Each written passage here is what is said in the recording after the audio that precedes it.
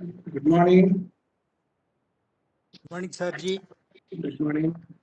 Uh, it is 10:33. Beena ji has just joined.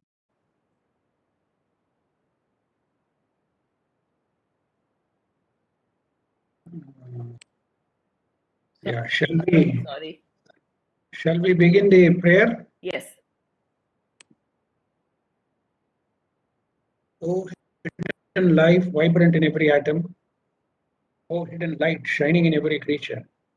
Oh, hidden love, embracing all in oneness. May each who feels himself as one with thee know he is also one with every other. Om Bhuvaswaha.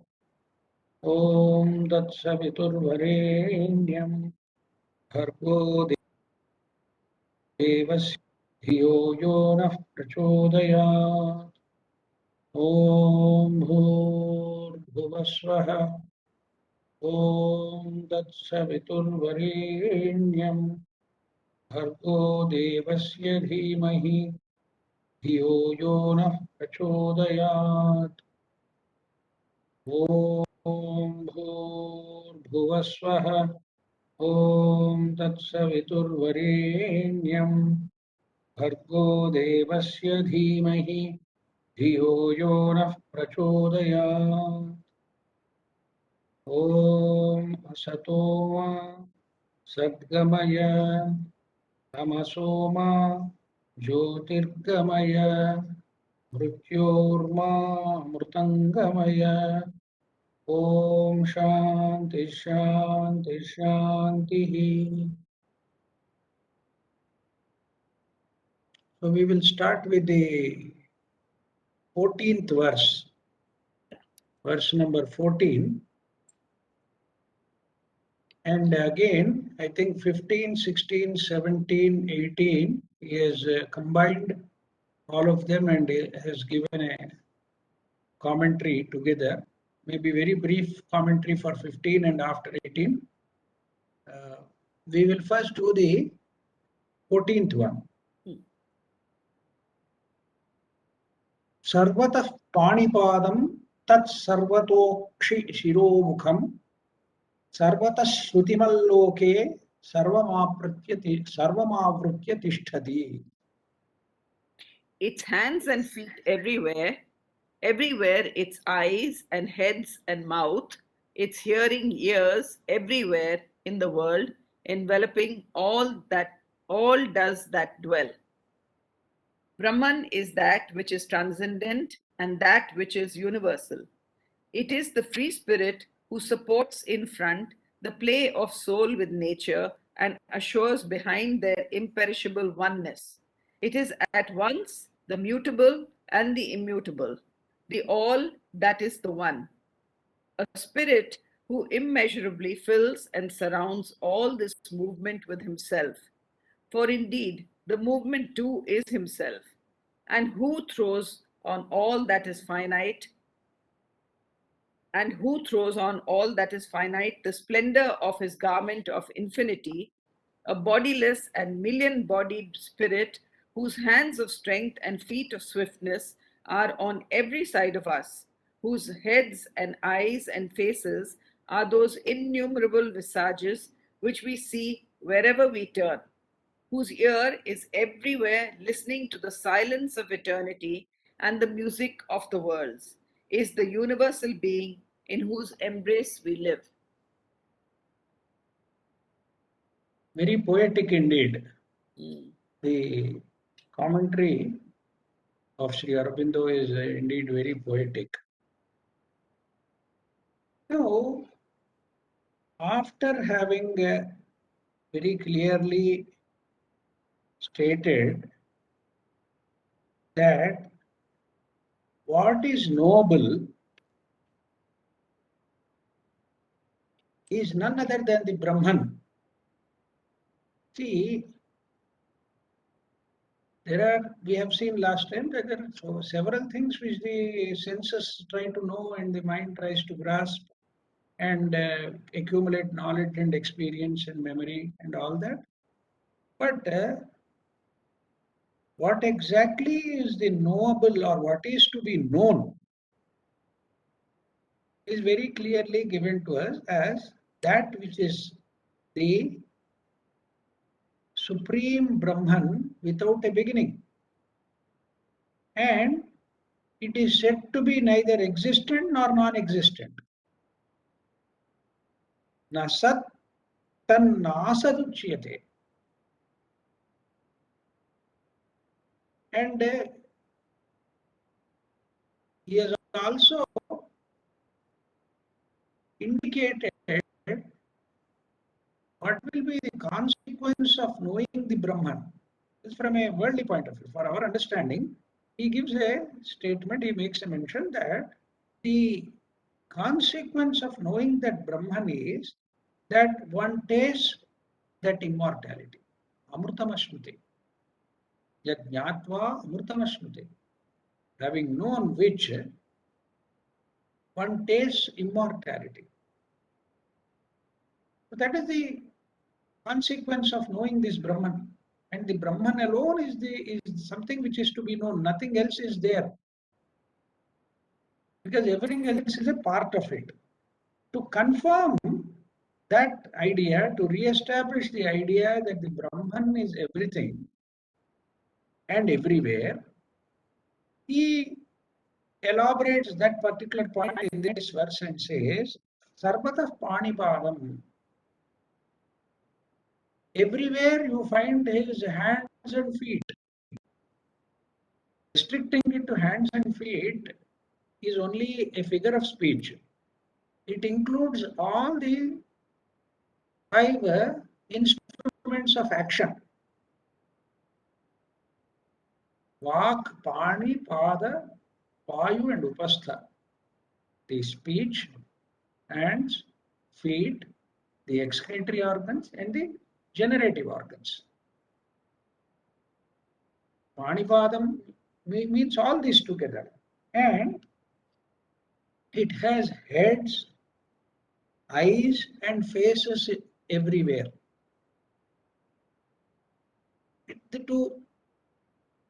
This is basically to state that he is omnipresent. And similarly, all the 5 senses of perception, starting with the sound or hearing. Therefore, it says Sarvatah Sutimalloke. So it has ears on all sides. And then it encompasses everything. Sarvam avrutya tishtati.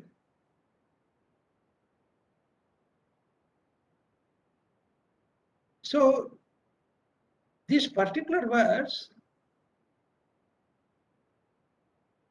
is giving you an idea about the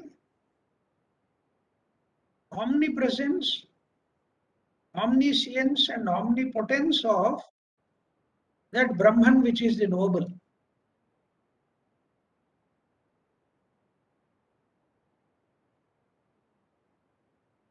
It has eyes and ears and faces and heads everywhere. In the sense it is omniscient. It has all the instruments of organ, the instruments of action, thereby establishing its omnipotence. And it encompasses everything which indicates its omnipresence. So that is the nature of the Brahman.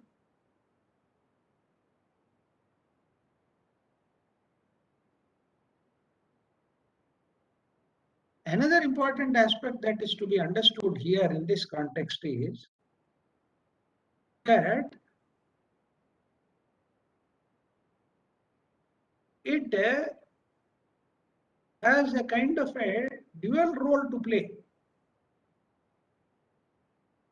That's why Sri Aurobindo says it is the free spirit who supports in front the play of soul with nature. Externally,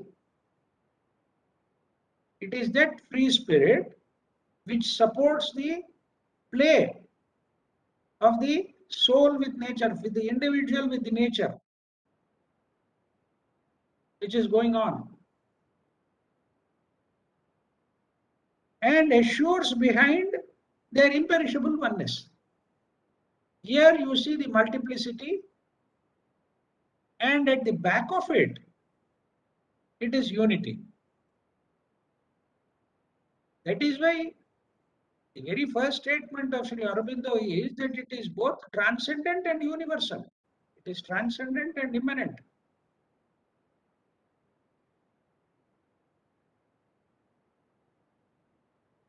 See, in some other context, in the Upanishads, it is mentioned that it doesn't have hands and feet. It doesn't have any instruments.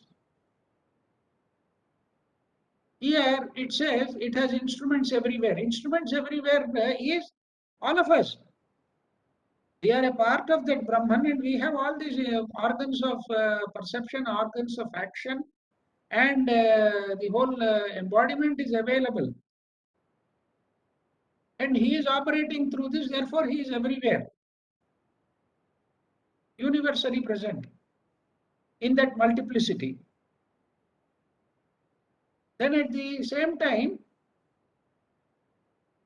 at the back of this whole manifestation is that unity.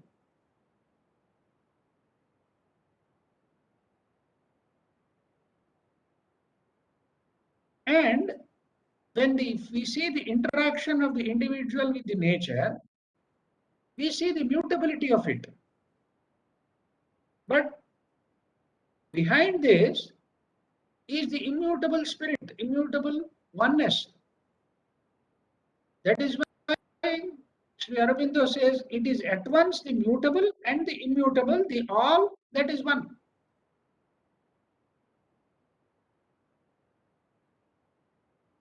Externally, in manifestation and through our own perception, we find that it is mutable, it is everywhere.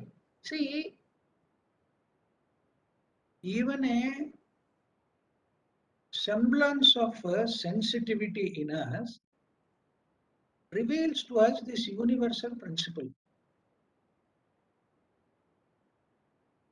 From this principle is derived the golden rule that do unto others as you would want the others to do unto you.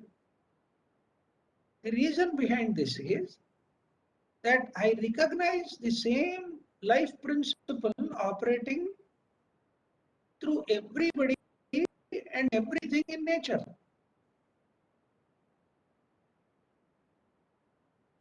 So, if we are sensitive enough, we can perceive the presence of the divine in everything and everybody. But what happens is our own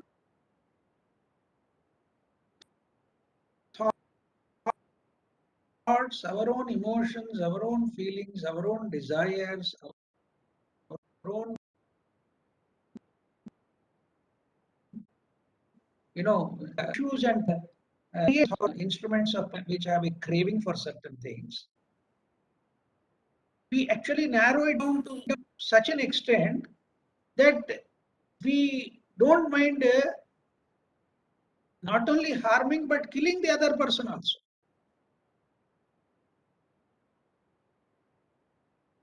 Or creating tremendous amount of damage by this narrowing down.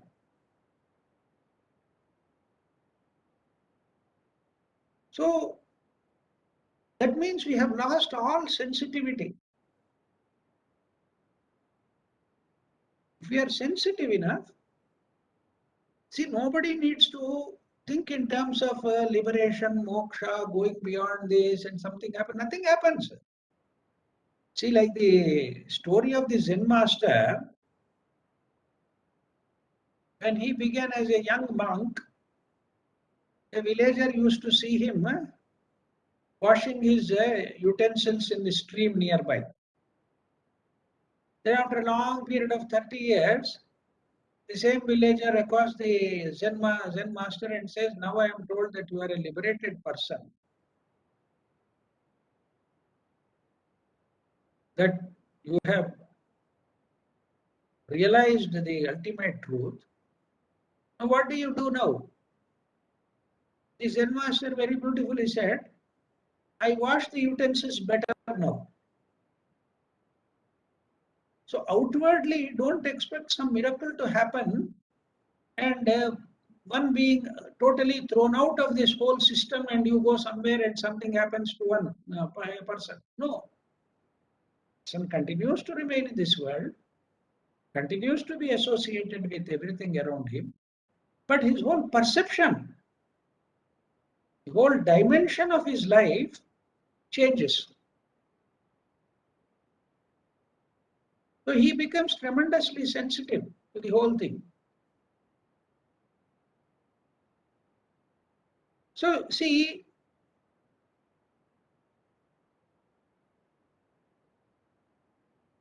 Sri Aurobindo puts it beautifully and says, a spirit who immeasurably fills and surrounds all this movement within himself.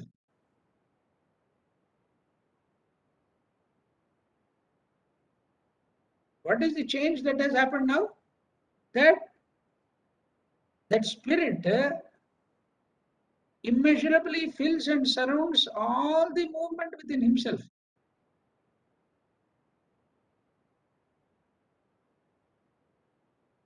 So, why does he say that? He says, for indeed the movement too is himself,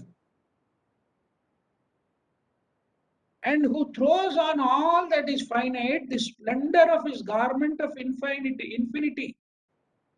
So you see, we are able to see the infinity in the finite around us.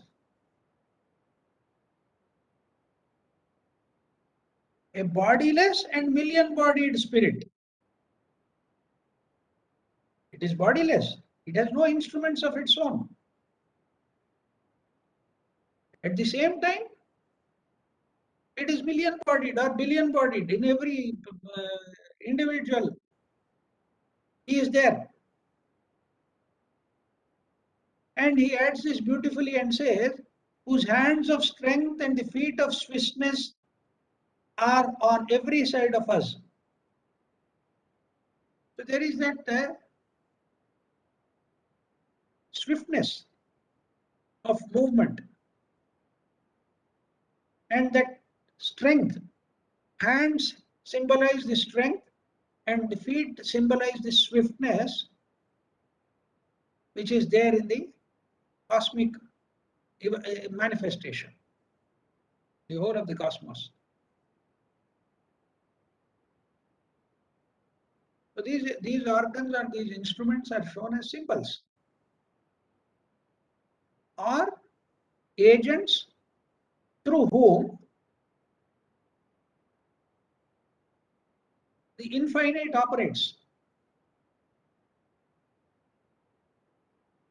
See, the beauty of the Bhagavad Gita and the Upanishads, which is the core of the Vedanta Darshana, is this fundamental principle of transcendence and immanence simultaneously.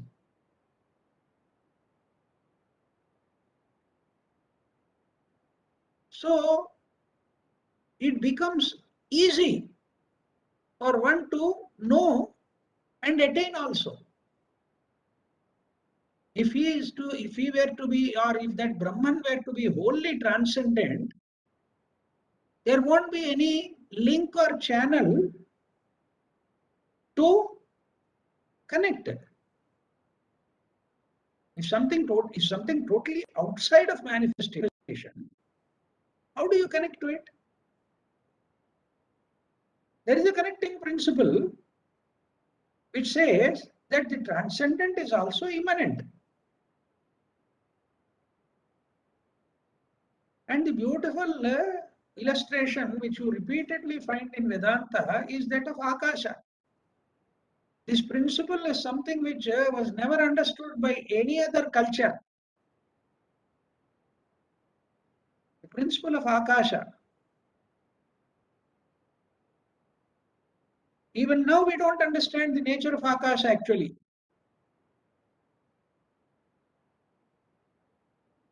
Is it something or is it nothing? Is it a medium or is it totally void? We really don't know.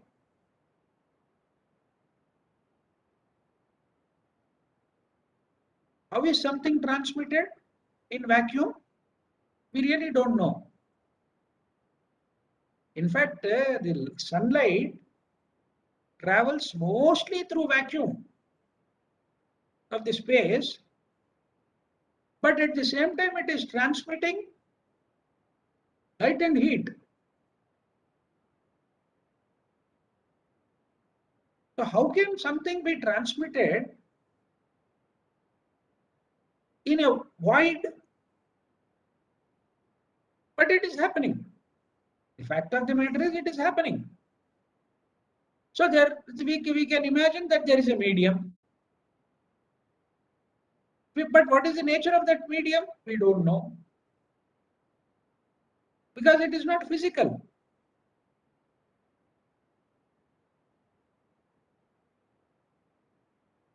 Can anything touch that Akasha? No. Not even the whole planetary system, not even the galaxies. So it is both the container and the content.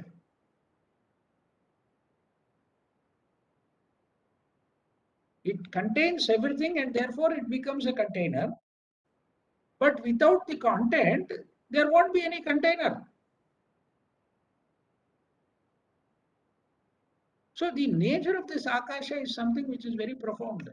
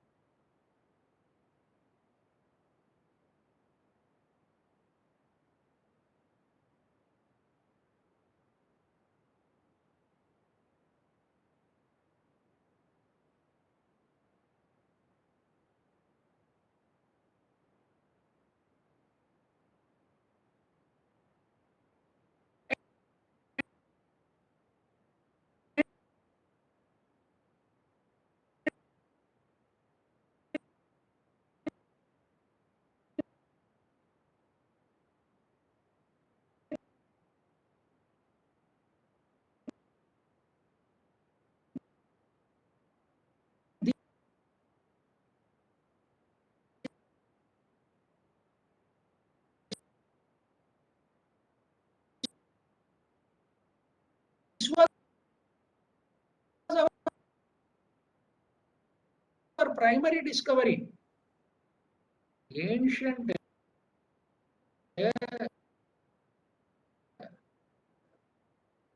rishis and this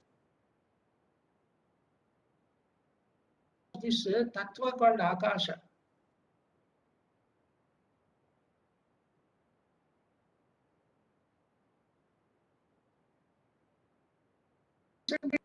Immanence has to be recognized.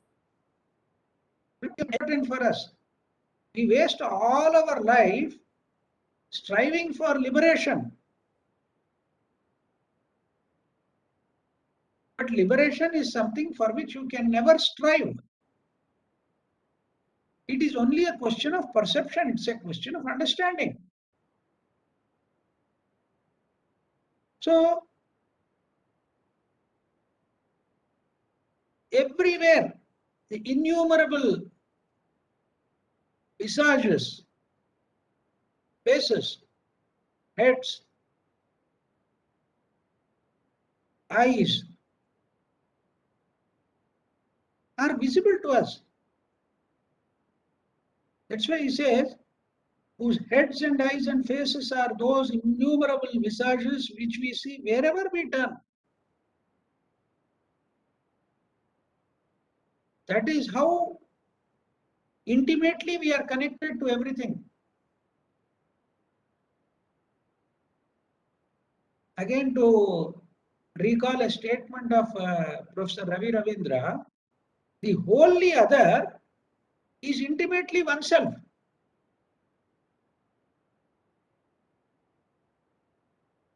So when and again, if you look at what Jiddu Krishnamurti said, that all life is relationship.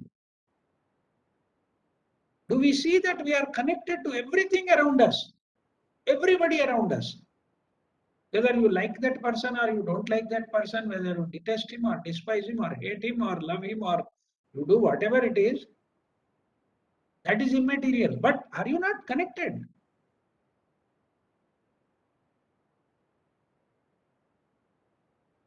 Are we not connected? That is what he says. Wherever you turn, whose ear is everywhere listening to the silence of eternity and the music of the birds. See the poetic beauty of Sri Aurobindo, whose ear is everywhere. Sarvata Shrutimal Loke. What is it doing? On one side, it is transcendent. It is listening to the silence of eternity. And simultaneously, it is immanent and listening to the music of the birds. Because it is all pervasive. Sarvamavritya tishtati. It has enclosed everything in itself, in its embrace. In whose embrace we live, the universal being.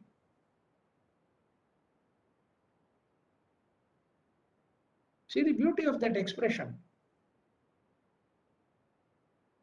And it is a fact also. He is not talking about poetic fancy. He is talking in a poetic manner the reality of life.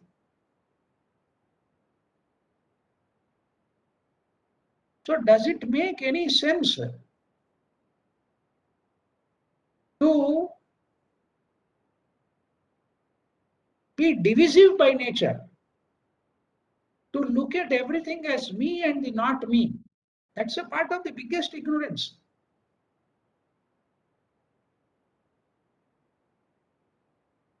See, unfortunately, what has happened all over the world is, out of the 8 billion people, around 800 crore people, if you take all those selfish, crooked, corrupt people who run this world, how many of them? Maybe 100,000, 200,000, 500,000, or a million?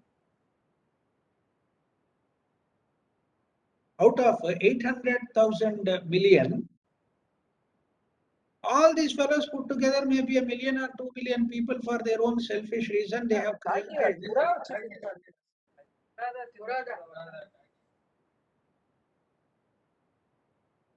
created this problem. Do we see that?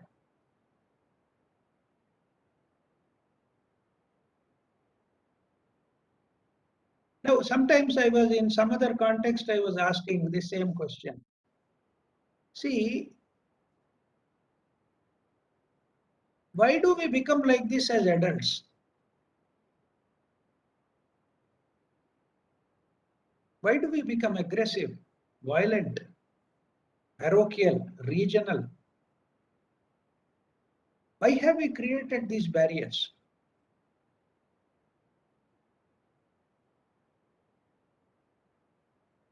As children,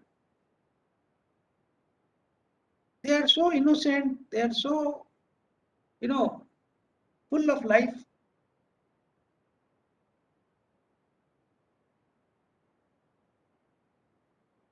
And we have created these barriers. And see, a lot of arguments have taken place, but it's not a question of argument. We are talking about something which is transcendent, which is something sacred, which is something connected to that ultimate reality. Is there any place for national sentiments, nationalism, wars, destruction, violence, aggression, imposition of one's ideas or thoughts? Fundamentally, a realized person looks at the whole thing from two perspectives. One is that all this is, in fact, unreal. This is a play. That is what Sri Aurobindo also says right at the beginning. It is the free spirit who supports in front the play of soul with nature. It is a leela that's going on.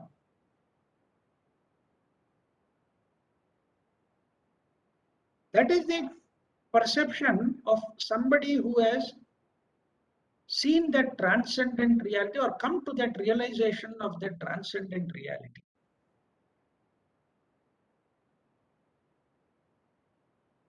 The second aspect is that all that is going on is linked to the karma of the individual and the universal.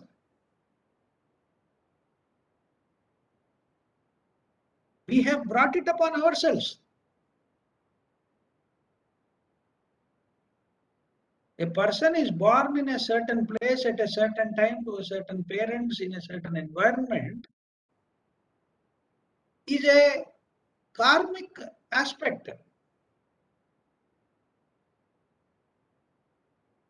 So, when a realized person looks at this world, he sees all the aggression, all the violence, all the kind of cruelty and suffering which is happening is simply a consequence of karma.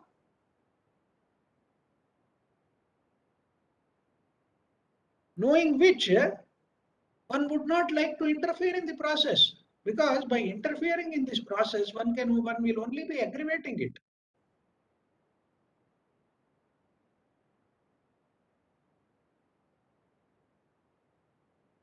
So if you look at it from these 2 points which I have mentioned, one of the unreality of the whole thing that is going on around, and in this unreality also, the play that is going on is on account of the settlement of scores through the law of karma and reincarnation.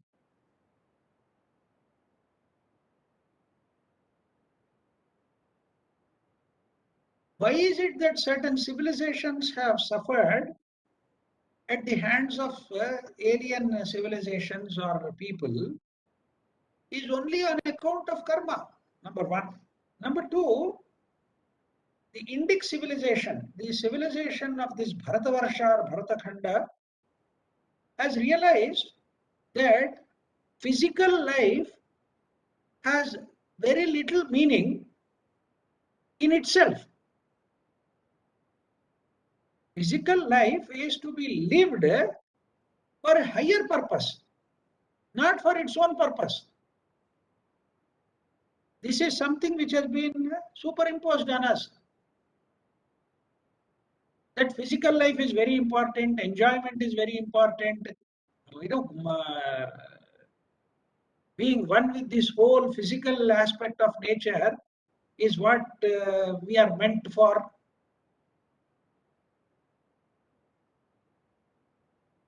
That is what is in other terms called as hedonic pleasure.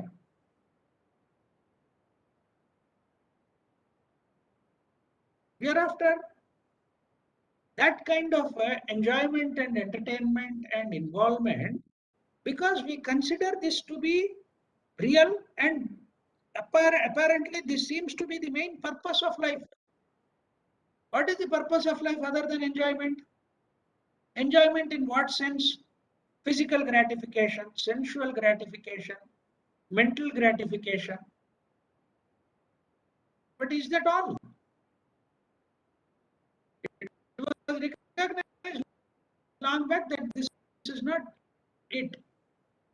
Are provided to go through a process whereby you use all your instruments, all energies, all resources for a higher purpose, for knowing something beyond oneself.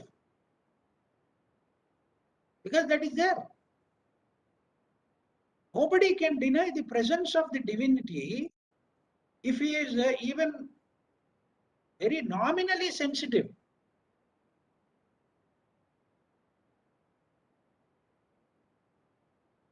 So once we realize that clinging to this physical life also drops away.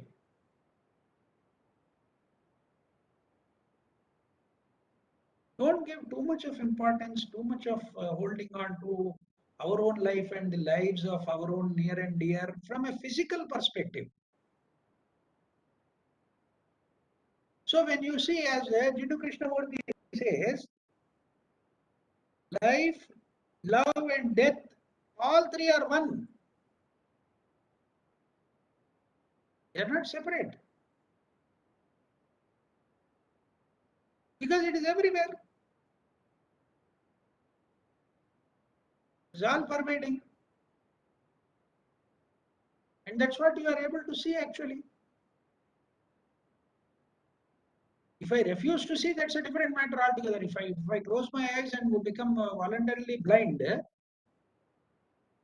things around me, nobody can really help such a person. But if we open our eyes and become slightly sensitive, we can see this immanence of that Brahman. That immanence and transcendence are not two things actually. Once you know the immanence, you will also know the transcendence of it.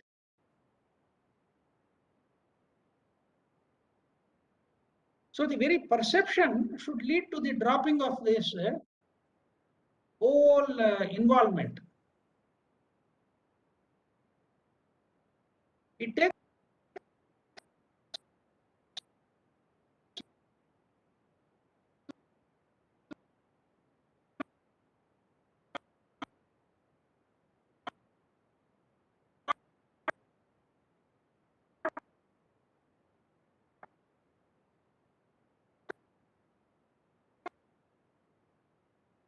of time to sometimes to grapple because the mind refuses to accept. We had other forums and all when statements that nationalism is poison. Once you see that it is poison, you should immediately drop it. But our own continuance and all that is persecuted. There is so much of migration, so much of movement, so much of struggle for survival. Can we talk about nationalism to a fellow who is running away with his family and drowning in the Mediterranean Sea or the some other place? He simply wants to leave his country, leave his place with his family and belongings and move to somewhere else where he thinks he'll have at least the chance of surviving. But that's what has happened to so many people in Afghanistan. They had to flee their own country.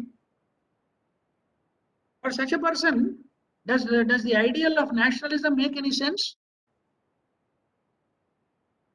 So we are stuck with so many things that we are unable to see beyond that.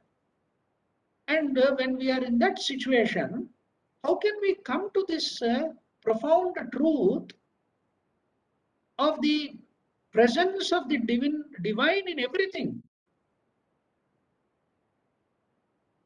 The moment I see, I only see differences. Differences in culture, behavior, language, food habits, everything appears to be diverse, and that seems to be predominating our whole consciousness. And therefore, we have become more and more and more and more narrow and simply talking about something which is universal as a reality. Do we see that? The description of these verses and the poetic beauty of Sri Aurobindo truly serves its purpose when I come to the core issue of being totally sensitive to the presence of that ultimate reality, that life principle which operates in me and everything and everybody around me. Now, do we understand the significance of Sri Ramana's statement that there is no other?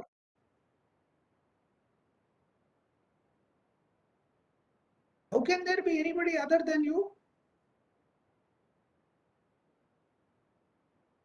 That sense is what is conveyed in the Mahavakya, Aham Brahmasmi.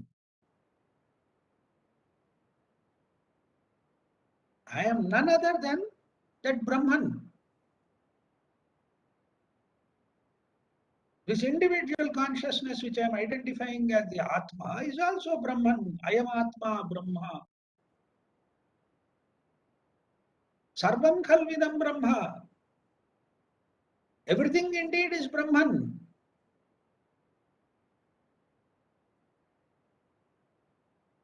That very awareness of this universality is Brahman, Prajnanam Brahma.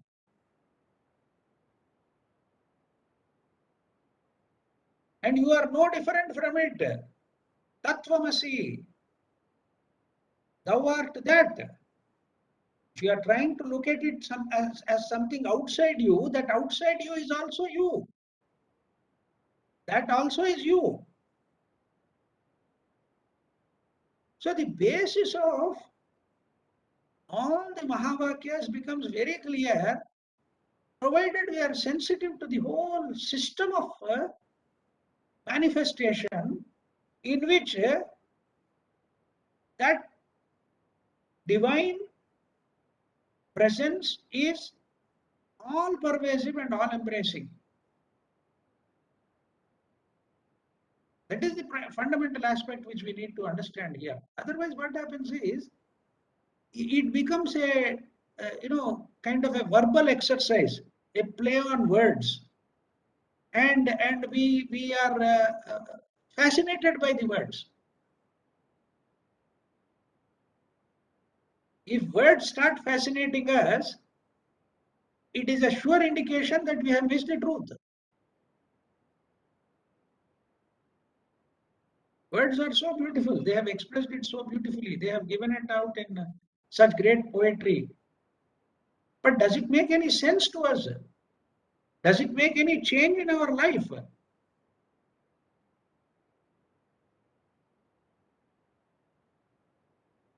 In the awareness of this immanence, is there any place for an individual's ego? Is there absolutely, do you have any place for it at all?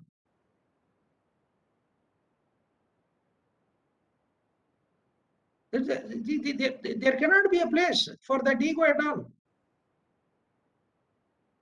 That realization itself leads to the vanishing of that sense of I. In another beautiful fashion, in a poetic way, they simply said, the drop becomes the ocean.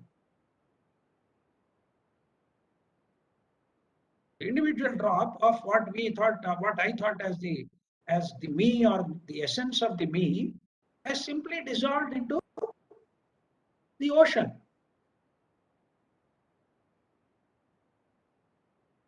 Another beautiful expression that is normally given is that a doll made out of salt had a desire to measure the depth of the ocean. The doll is made out of salt. Somehow it had a desire to measure the depth of the ocean and it went into the ocean. What happens to it? There is no doll. There is nothing to measure. It completely dissolves in the ocean. So all these poetic expressions should lead us to that depth of understanding whereby every moment of our life is transformed, completely transformed.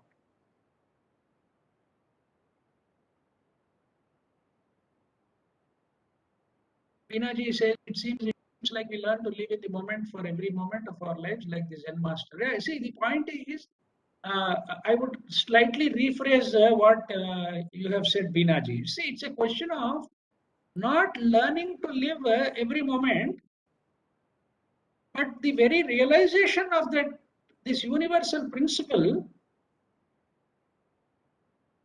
makes every moment of your life precious in itself, and that is where you live completely. Yeah, right. Right.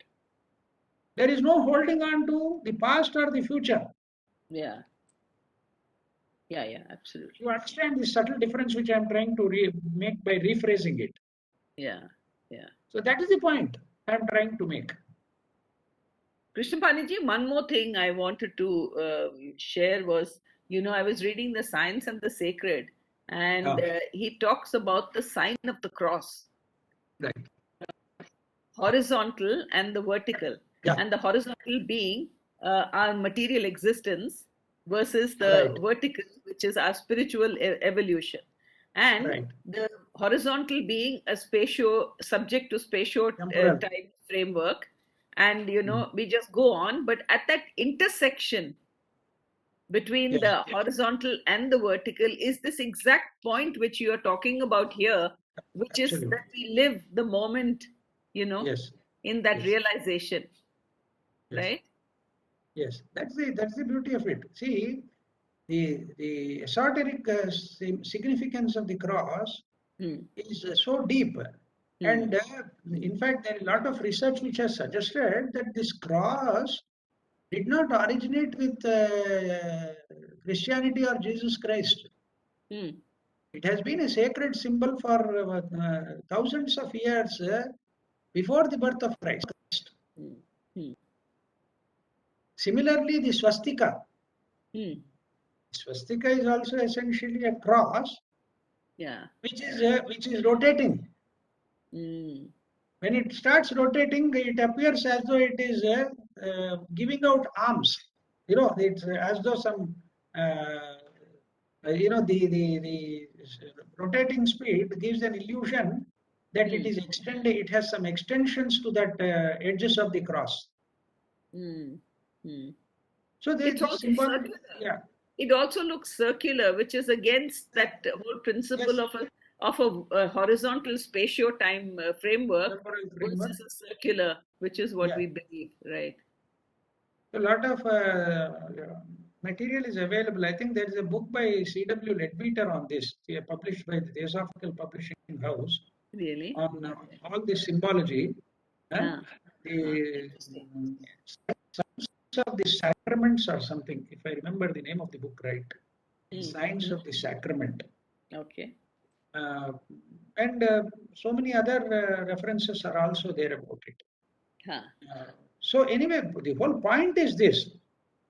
If we are at that intersection of the timeless and the time dimension, we are always operating in the moment. And nothing else matters. Because at every moment there is a cross. Right. Cross is also moving along with me. Yeah. So I am in a totally different dimension altogether. Is there any? One more thing, Krishnapani, I was reading the commentary for 14. He says that whose ear is everywhere listening to the silence of eternity, which is the transcendent, And then he says the music of the worlds. He doesn't Yes, say yes. cacophony of the worlds. He says No, music no, no. of the world, which Because means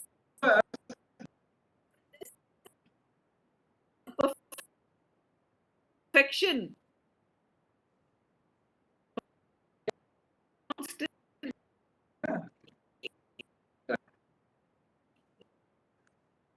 Yeah, see, the manifestation is also cosmos. It is not chaos. yeah, exactly. To bring in the Indian ancient Indian symbology, Right. Shabda is silence. So you see what cacophony or the chaotic sound. It's music. No, Clearly, no, which means it's always no, perfect. no, You it know, is, even in the world, it's no, there's perfect. another dimension to it. It Huh. is such a beautiful music Huh. that none of us really wants to listen to the silence of the eternity. That's We are so worldly yes. because So we yeah, find it so caught much up in of it. pleasure in this world. Yeah, yeah, We find so much of pleasure, so much of so-called enjoyment and happiness or whatever you call in this world, that right. we are attached to it so deeply that we don't want to listen to the silence of the eternity. That is true. That's true too. That is the point also. Thank So you. it is Yeah, really yeah, music. It is really music. yeah. If it were chaotic and cacophony, we wouldn't like to listen to it and we would think of listening to the silence of the eternity. But the fact that we are not doing it is itself indicative that we are We're caught stuck up here. in it. Yeah, we are caught up in it completely. Yeah. Thank you. That's a nice Okay. dimension. Any further discussion, sir? Ramchandran ji, Umesh ji, anybody? Ida Nirula ji, Nrsimha, Sarangi ji. Because it's already 11:25, we will try to end up in another 5-10 minutes before going to the next verses. I hope we are not eager to somehow complete the 13th chapter because I am going by one shloka every week. Not at all. We are here for the learning, not for not for a speed reading. Yes, sir. Yes, sir. Sir, I would like to see responses from others. Sarji, namaskar. Namaskar, Ramchandran ji. Today's class is totally a Mahavakya interpretation. Thank you very Yes, much. yeah. You yourself said that you will take some class on Mahavakya, but you are doing it already. Yeah, no, I see we actually there was a long pending this thing of conducting a 2-day program on the Mahavakyas, but I think the significance is understood now. The significance of the Mahavakyas it becomes clear when we understand the very nature of transcendence and immanence and how the two are connected.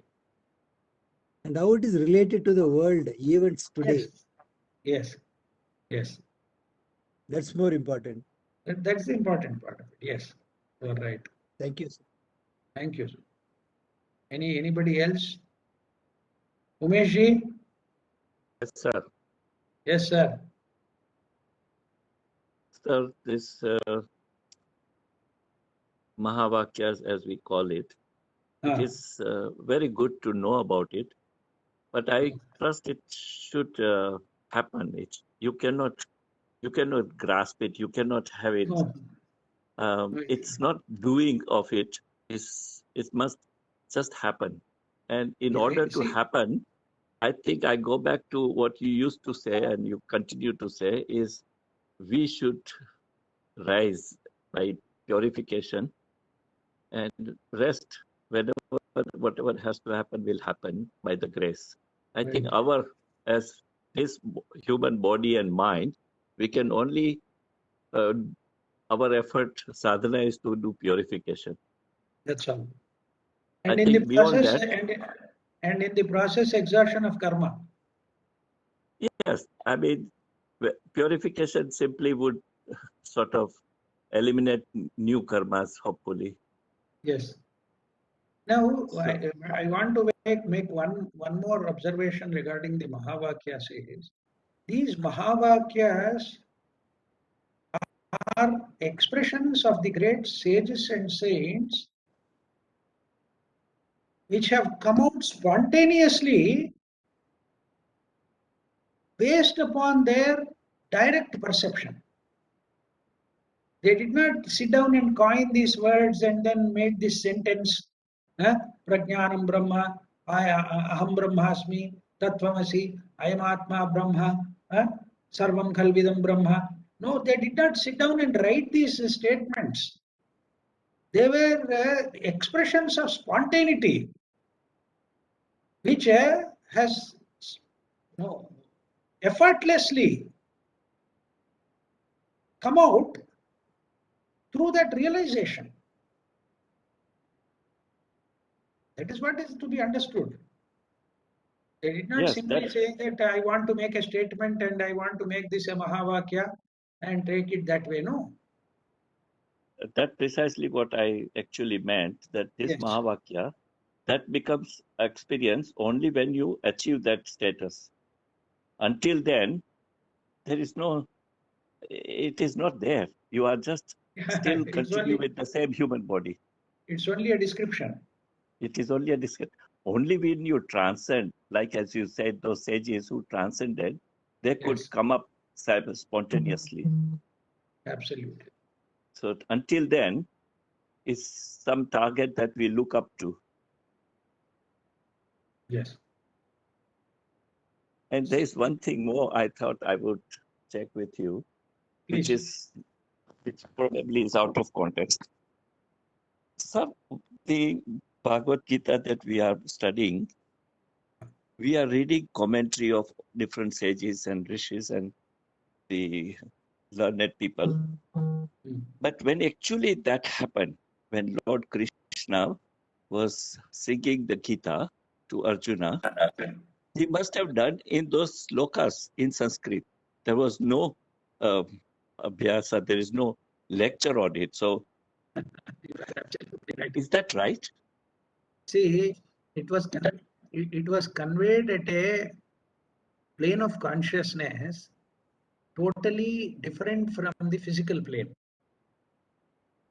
Okay. Subsequently, it was stepped down and given to us in the form of verses. See, can you imagine when the battle is about to begin, some two fellows suddenly coming in between both the armies and having a discourse of 700 verses? How much That's time it will actually take? hard to imagine. Yeah. Will the other fellows keep quiet? They'll start booing. And throwing missiles at each other. See, it was given on a plane of consciousness where Sri Krishna found the psychological state of Arjuna, which needed to be corrected, which needed an impetus to allow him to see things in their right perspective. So he conveyed his message at that different frequency, not consciously. Yes. Instantaneously. But sir, in that case, how did Sanjaya perceived it and conveyed it to Dhritarashtra? The same process. See, if I show you a scene and ask you to describe it, what will you do? If you are an ordinary lay person, you will write only one page. If it's a great poet, he will write 100 lines or 1,000 lines. Or if it is a great sage or saint, he will add his own understanding and dimension of it and then elaborate it and make it into 700 verses. So in other words, Sanjaya had capability to tap into the consciousness. No. He was only able to see or find expression through different means and sources what was expressed in words. He is only a compiler. He has Yeah, no but this. He is only a compiler in one way. Even in fact, for- Vyasa himself says he is a compiler. yes, but what my question, sir, is that whoever compiled it in the beginning, whether Vyasa or Sanjaya Passive, they actually got onto the level of the consciousness between Lord Krishna and Arjuna. Yeah, for them a channel was opened. Ah, For them that's a what I mean. connecting channel was Okay, opened. okay. So that was out of grace of a Lord grace. That's all. See, the whole Okay. beauty of it is having heard the whole of the Bhagavad Gita from the Lord himself, Sri Krishna, it brought about only a minimal change in Arjuna. Arjuna did not transform himself completely. I see. Understand the point? Subsequently, in the war, again his own natural tendency started dominating. You understand the point? Mm. So anything which is externally given to you can only be temporary. Even if the Lord himself comes down and gives it to you, you only receive it to the extent of your capacity. That's all. I can't give anybody anything beyond his capacity, isn't it? Yes. That is what it is. That's all. The limitation is in us. Mm. Similarly, Arjuna had his own limitation. Because I related to what you just saying. Because after this period of Gita, at the demise of Lord and Arjuna, after 26 years of the war, Arjuna had visited Dwarika and he went through different phase in life. He was probably the last one to leave the body. But Yeah. at that point of time, he did not recall the teaching entirely. No, it was contextual for him. Mm. See, the human mind is so cunning. He was at once he was very proud of his own valor and very confused about his own limitation also. So, in other words, Yeah. Therefore, yeah. sorry, sir. Yeah. In other words, can we say that despite Lord himself personally conveying the highest knowledge to Arjuna, he did not transcend? No, his purpose was very limited in one respect. In one respect, only when Sri Krishna gave him the assurance that all these people have already died from the spiritual realm point of view, he now got full confidence. Yeah, now I have confidence that these people are already dead. I am only becoming it. So when you know the result, will you not become more confident in yourself? Yes. That's what happened to Arjuna also. So you see, Mm. the mind is a very dangerous instrument. Mind is a very fine, very sensitively balanced instrument, but at the same time, it is a contraption which has evolved over millions of years and come to its present state. Understand the point? So it will any amount of this thing, it will try to mislead only. Therefore, complete dissociation with the desire in any form is what is required in order to get attached to the other side of discrimination. You remember what I said, Kama Manas and Buddhi Manas. As Yes. long as you are driven by some kind of desire in some form or the other, however subtle, however small, however invisible it may be, it is still attached to the lower. Unless that is completely cut, it can't attach itself to the buddhi. Buddhi manas, once it operates, as Krishnaji says, It is that intelligence that will operate now. You and I will not operate. The whole thing operates in the light of that intelligence. You understand the point? Thank So you, sir. he was not completely relieved of it. He had to undergo his own karma. Even as an avatara, Krishna had to undergo his own karma. So, Okay? I mean, this learning of highest philosophy of Gita, which we are trying to study and practice, but Arjuna had this opportunity of getting it from the real source. And despite that, he remained human. He did not transcend. He did not. Sir, that is what I am saying, sir. The limitation is on our part. The ocean is in front of you. But what can you do with the ocean? When you are limited, how does it matter how big or how small the ocean is? The limitation is essentially ours. Limitation, in other words, is ignorance, is avidya, is maya.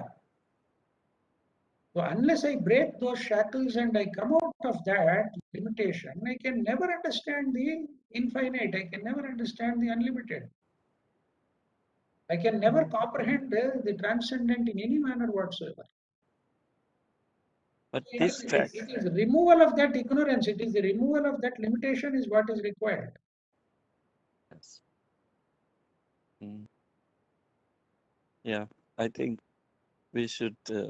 I will put it some more questions maybe on the message because I don't want to hold up others. No issues. Yeah. Anyway, Thank you, sir. anybody else would like to respond? Veena Nirulaji. Yes, sir. One thought was running through my mind through all your thing that you were saying, that we are actually three personalities. The one that I think I know, the one that others think they know me, and what I really am. So what I am is what we have been all along talking about and trying to learn to understand what I really am. No, see, you have raised an interesting question, which Krishnamurti has always answered or talked about. See, I have an image of myself. Yes. And I have an image of the other person also. Similarly, the other person has his own image and his image about me also. Yes. So the interaction is always between the images Yes. and not the reality. Yeah. So what happens is my own image is the creation of my own thought and experiences, which is obviously different from the real I. Yeah. The real I is not contrived. It is not something which I have created. It is there, but one cannot know that as long as one is operating through the images. So that's what is to be observed. I am operating through these images. When I am operating through the images, there will always be a clash of images only. There will always be conflict and contradiction and confusion. So can we break that image is the point. Can we empty the content of our consciousness? To put it the way Jiddu Krishnamurti used to express. So unless one empties that content of consciousness completely, there is no place for something else to come, something else to descend or happen.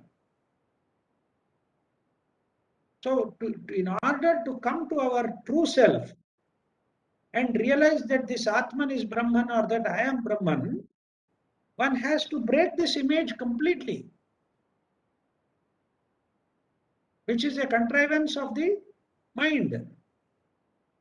Its own sensual experiences, its own thought process, its own ideas and opinions and feelings and sensations. Through that I have created this entity which I call myself as I.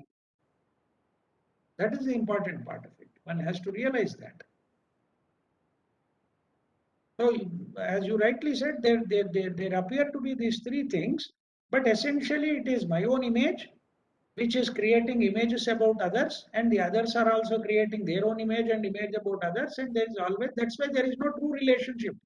That's what Krishnamurti meant, that there is no true relationship. Even he said, you don't know your wife and you don't know your husband, because you are looking at your husband through the image you have created in your mind. The husband is looking at you through the image he has created. So it is only the interaction between images, but not the real me and the real other person.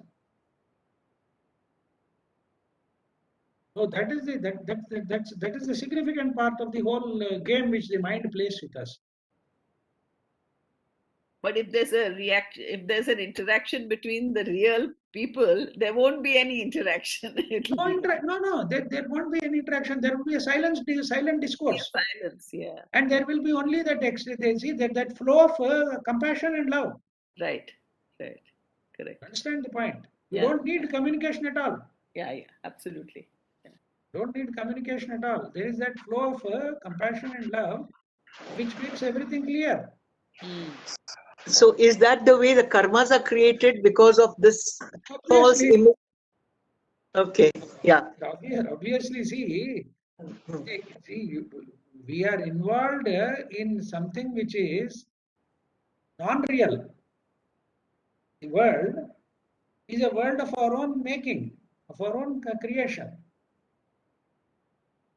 So in that, when you are engrossed, the interaction of forces, action and reaction, all those things will be there, and that's what is karma about.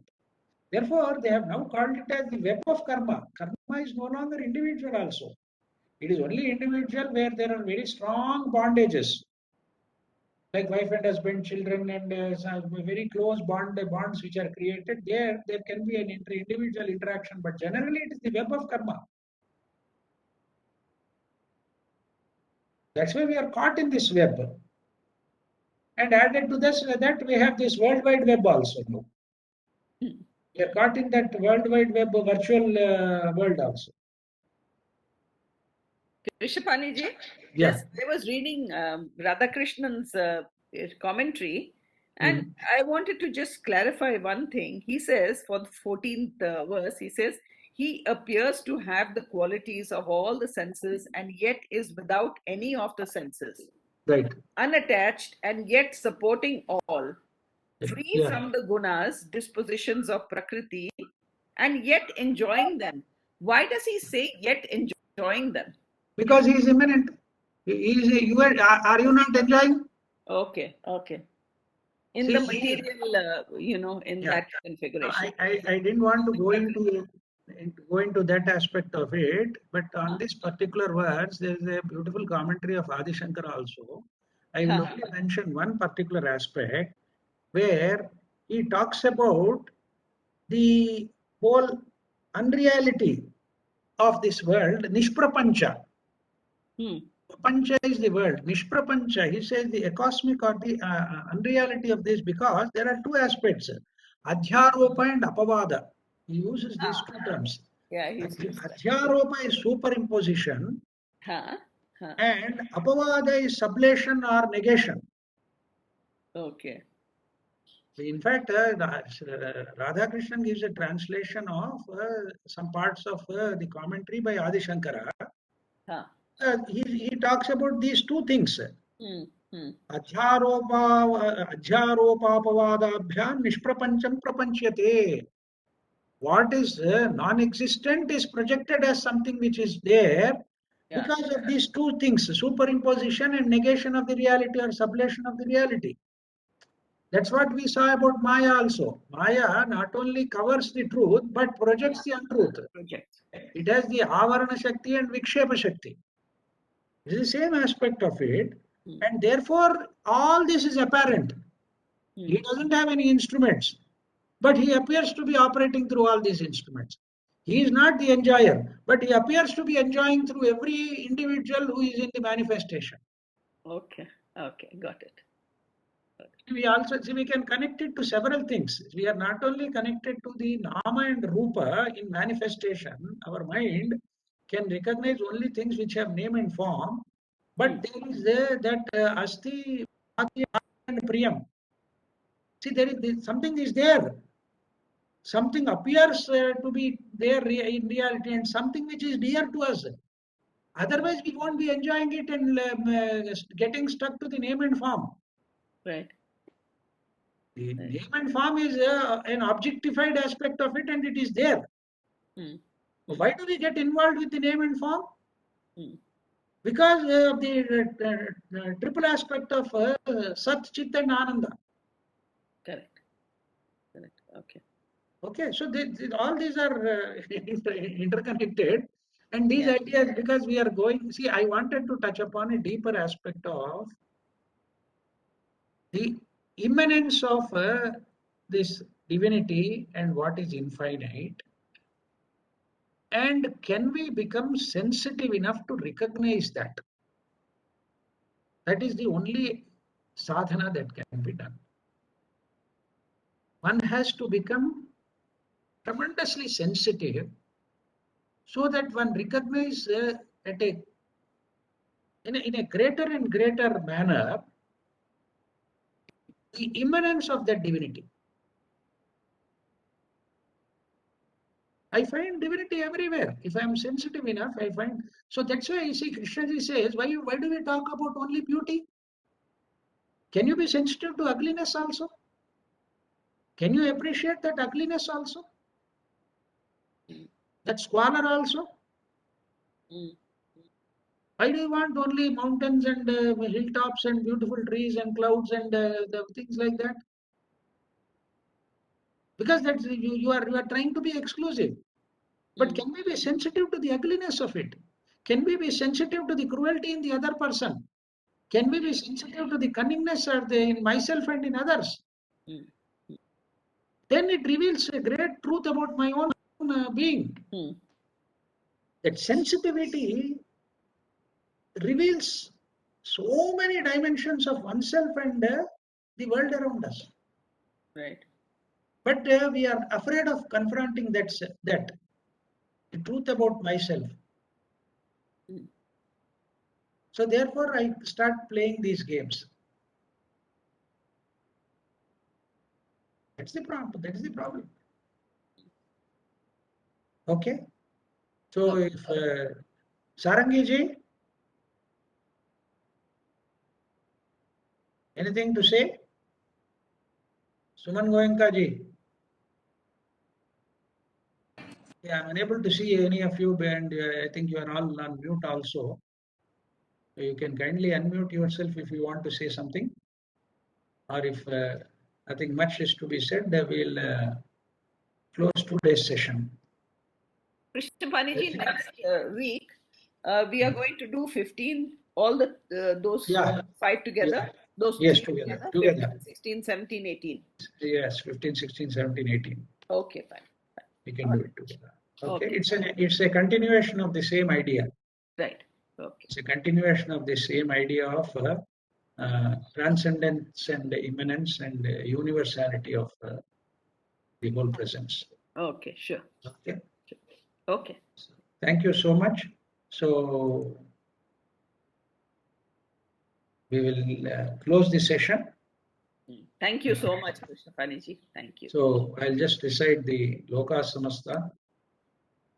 Om Swasti Prajabhyah Paripalayantam Nyayena Margena Mahim Mahishaha Gobrahmanebhyah Shubhamastu Nityam Loka Samasta Sukhino Bhavantu Loka Samasta Sukhino Bhavantu Loka Samasta Sukhino Bhavantu Om Shanti Shanti Shanti Om Tat Sat Brahmarpanamastu. Thank you, AKG. Thank you so much, sir. Thank you. Thank Thank you, you. sir. Paniji. Thank you, sir. Thank you. Thank you. Next Saturday at 10:30. Yes. Thank you, Sarji. Thank you, sir.